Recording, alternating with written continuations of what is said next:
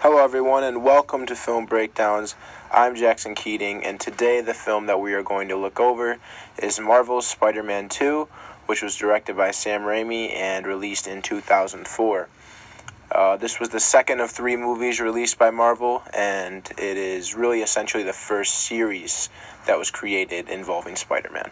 This, really unlike any other superhero movie, I think succeeds by being true to the insight that Marvel Comics upturned decades of comic book tradition by simply allowing readers to identify more with heroes that were like themselves, rather than these godlike paragons such as Thor and the Incredible Hulk.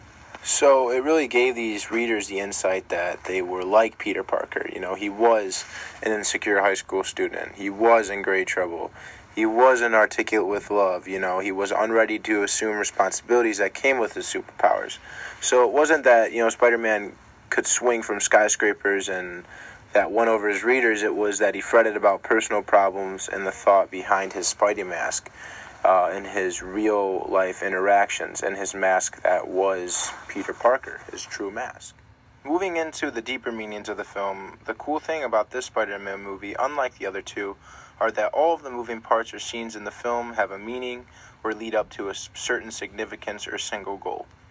For example, after the opening credit scenes depict the history of the last film, Spider-Man 1, through a comic sequence, we see a poster of Mary Jane, which also happens to be a comic sequence, happening to be a real-life poster in Manhattan. This transition from comic sequence to real life show Peter gazing both eyes on the poster while at the same time trying to show up on time as a pizza delivery boy. Scenes like this show the viewer that Mary Jane is a huge goal of Peter's, and he is constantly distracted by responsibility. These certain scene adaptations connect with the story's roots in the first film, Spider-Man 1, while at the same time visually present themselves from one art form to another, informing us really everything we need to know about the story, which is that Peter has goals, but he also has responsibilities that stop him in his tracks. Peter's conflicts and the relationship between Spider-Man and Peter Parker are so big that it makes almost every other thing in the films feel secondary. In the film, there is a ton of detail. The plot entails a villain origin story side-packed with tons of major action, which can alone make a superhero movie pretty great. But Sam Raimi really does a great job and works around these things to get in at the core conflict that Peter has this never-ending love for Mary Jane, but is constantly stopped by the occurrences that come up as Spider-Man. His goals come into contact with responsibility so much that the major consequences for putting on the Spidey suit result in making Peter Parker's life worse. For example, when Peter avoids a pizza delivery to help a couple kids as Spider-Man, he gets fired as a result. Or when he stops a couple carjackers as Spider-Man and misses Mary Jane's main show. As a result, he is known to be a terrible boyfriend and is dumped.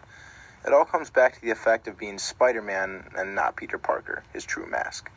I also think that the characters tend to hold very good real-world feelings and sentimental value and effect to Peter's actions. They do a great job relating back to the viewers and possible relatable conflicts that they may face throughout their daily life. As we can see, every single one of Peter's actions have some sort of impact on these characters. For example, when he told Aunt May the truth about Uncle Ben's death, he was ignored for doing the right thing and by his biggest supporter. Or when Peter tried to approach Harry continuously as a friend, and as a result was slapped for supporting Spider-Man rather than telling Harry the truth of his dead father, constantly being reprimanded for his actions over and over again, whether it's for the better or whether it's for the worse. Eventually, we reach a point in the movie where Peter thinks his only option is to let go of Spider-Man in order to reach his goals, which ultimately make him lose his powers the same way he earned them, letting go of responsibility the same way he learned it, ignoring Uncle Ben's true advice that with great power comes great responsibility.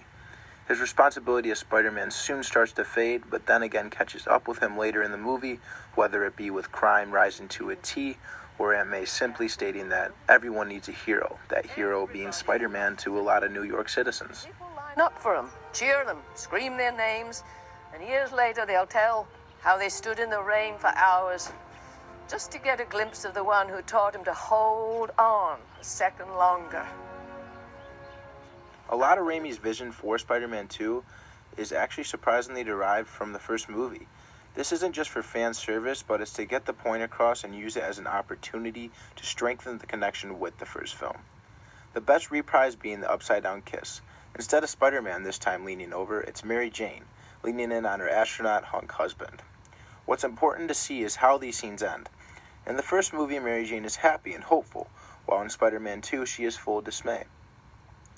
Other basic alike scenes could be Peter jumping from building to building, or Uncle Ben's words of wisdom being altered to what Peter'd like them to be, which was Spider-Man no more instead of with great power comes great responsibility. Spider-Man. Instead of needlessly creating a new plot and movie, Raimi does a great job to extend the conflicts of the first film while exploring the themes and ideas better than the first film ever did, allowing us to better understand the characters and the plot.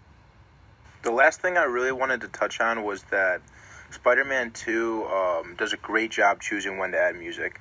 Like other superhero movies, Spider-Man 2 never fails to add a rise in dramatic display to certain scenes with Danny Elfman's instrumental choruses. What I mean by this is whenever Peter was going through tough times, there'd be a grim song following him too. Why is this happening to me? Or when he becomes Spider-Man, the music rises, almost giving the audience a sigh of relief and wave of happiness. As I said earlier, too, the characters do a great job with keeping real-world emotion, and the simple indie rock songs by Jet and Hoobastank do wonders complimenting them. What I mean by this is the tracks are easygoing and form as a background for normality through simple scenes like Peter getting a hot dog or getting spiffied up for Mary Jane during the night, so it makes the images flow very smoothly with the scenes. And all in all, this movie is probably one of my favorite superhero flicks, if not one of the best out there, because it really does combine the root of Peter's conflict, which is Spider-Man, with his never-ending search for Mary Jane, and it never fails to fall astray to other features like Doc Ock, Harry's conflict. It stays constant throughout the film, keeping it very steady, making it into a cinematic masterpiece in my point of view. So thank you for listening. This is Jackson Keating. I'll be signing off.